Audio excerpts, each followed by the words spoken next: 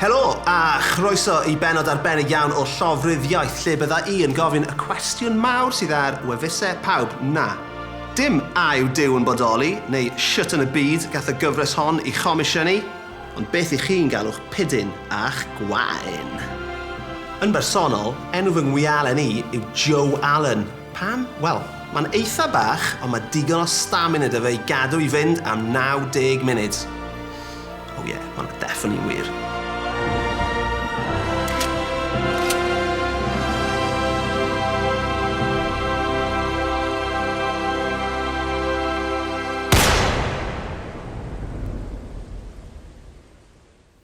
Yn ymuno gyda fi I drafod y pwnc dwys a difrifol hwn, mae cyflwynydd teledu Sarah Hughes a'r comediwr Eleri Morgan. Sarah, ti'n serious business. Hanesydd, archifydd, ti di sefydlu amgueddfa am hanes menywod. So dwi eisiau gofyn y cwestiwn yma mewn pob difrifoldeb. Beth wyt ti yn galw dy gath? Gei di alw hi'n Miss Hughes. Na, mae hwnna yn ddigon teg a na I ymgrymu i'w ffwer. Eleri Morgan, ti ddechreuodd y nonsens yma trwy ofyn I Twitter Cymraeg beth I chi'n galw?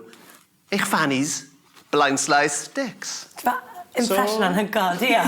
Fi'n gwybod. Fi ar gael. Beth yw dy atgofion di o'r fath o uchafbwynt diwylliannol ein cenedl ni y llynedd? Fi credu hoff un fi oedd Goody Foof. Mae Goody Foo yn classic. Mae hwnna'n brilliant. Mae newydd I fi, mae'n swnio'n eitha kind of biological. Beth rwy'n gweithio? Pwdin blew. Fi ddim yn hoffi pwdin blew o gwbl. Nath rwy'n neud pants I fi unwaith, bedazzled efo pwdin blew ar y ffrant. O na! Guaranteed. Not getting laid. Efo dati o hwnna. Oh my God. So, wyt ti'n meddwl, neu ydych chi'n meddwl, bod na elfen o fath o infantilisation am yr holl beth? Fi'n meddwl yn benodol am Bidgy Bo.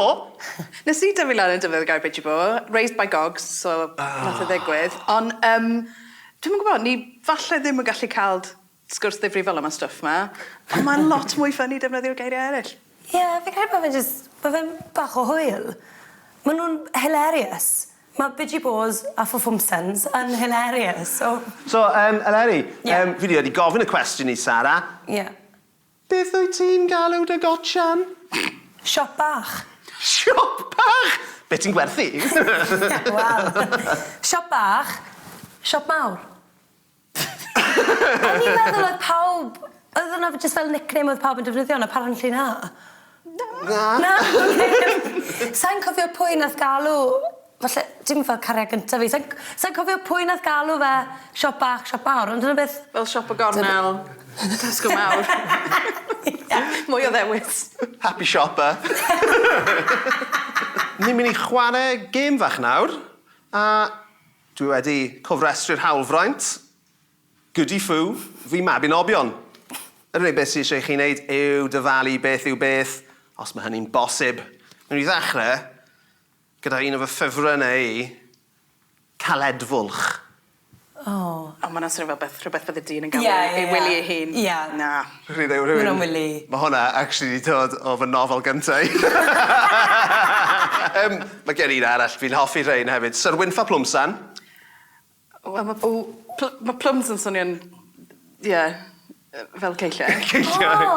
O'n i'n meddwl... Sir Wynfa yn eitha tal. Ie, o'n i'n meddwl... Torsyth. Ie.